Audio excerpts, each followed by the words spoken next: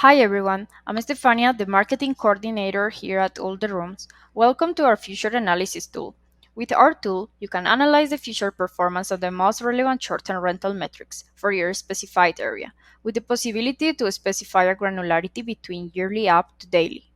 Our future tab provides predictions for the next 6 months.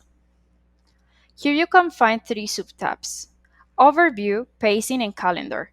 In the first one, you can find predictions for the evaluation of the most relevant metrics for the next 6 months compared to their past performance. Taking a look at pacing, we can see the current demand for the next 6 months as well as a comparison to the demand for the same time frame from 1 week, 1 month, and 2 months ago. Ultimately, you can find the calendar, which has a daily resolution of the current demand with the projected average daily rate. Let's not forget to utilize the filtering options on the right side of the dashboard. These filters enable you to narrow down your analysis and gain more detailed insights by selecting the specific type of properties you want to focus on.